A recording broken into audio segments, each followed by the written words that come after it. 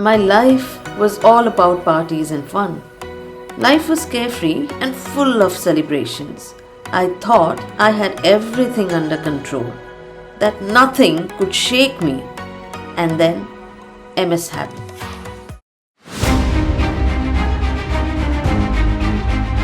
It was a normal day at work until my speech started slurring. Nothing dramatic, nothing loud, just subtle enough to be ignored and serious enough to change everything. A normal visit to the doctor, one I thought I would walk out of it and forget. I didn't know that day of June 2015 would quietly divide my life into before and after.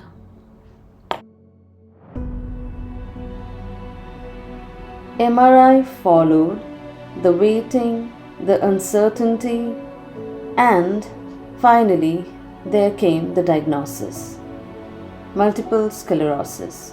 I didn't fully understand what it meant, but I knew one thing: life would never feel the same again. Multiple sclerosis, or MS, is a chronic autoimmune condition.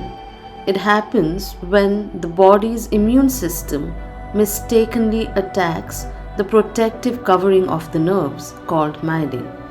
When this protective layer is damaged, messages between the brain and the body don't always travel smoothly. That's the reason why MS can look different for everyone.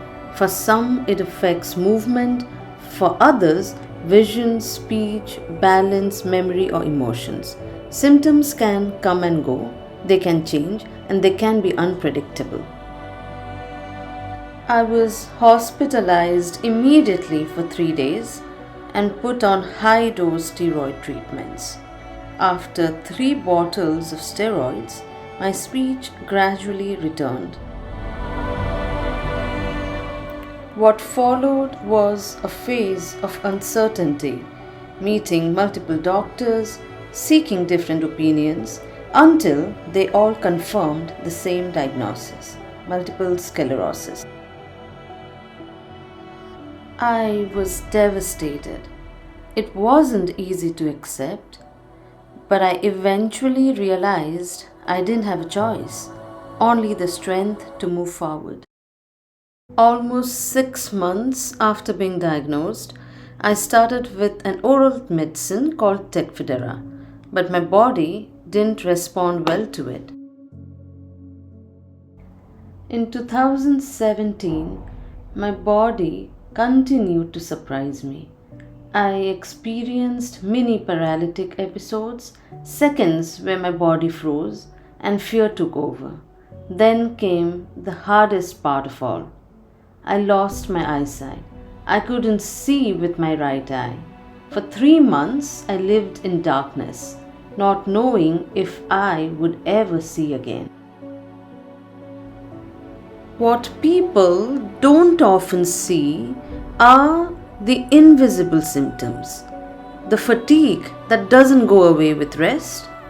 Then comes the brain fog, moments when my thoughts feel slow, scattered and out of reach.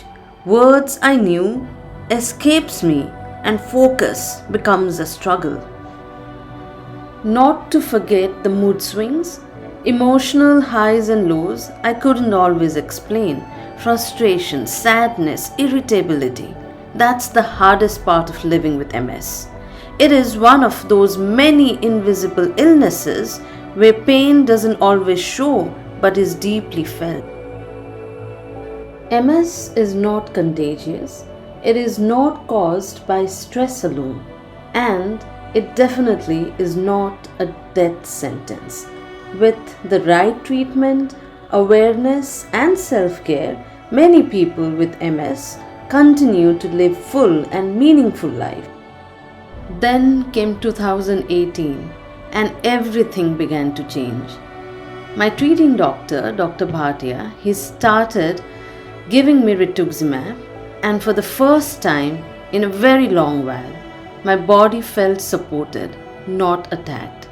That's when I began living more consciously. I started listening to my body instead of pushing it. travel slowly transformed into my therapy. Not the rushed checklist kind, but mindful journeys that allowed me to reconnect with myself. New places gave me perspective, movement gave me strength. Along the way, my relationship with MS changed. I stopped seeing it only as a disease. I stopped questioning why me. I started seeing MS as a teacher. A difficult one, yes, but one that taught me patience, compassion, and presence. MS didn't define my limits, it reshaped my perspective. I started doing things I had always wanted to do. I stopped procrastinating.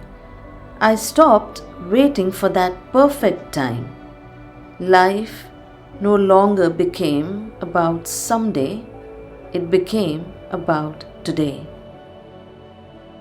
This journey wouldn't be the same without the right doctors at the right time. I'm forever grateful to Dr. Dwivedee for diagnosing my MS and Dr. Bhatia, who has been treating me and helping me move forward with hope and strength. Lastly, thanks to my family and friends who became my anchor, holding me steady on days when my body felt uncertain and my mind felt overwhelmed.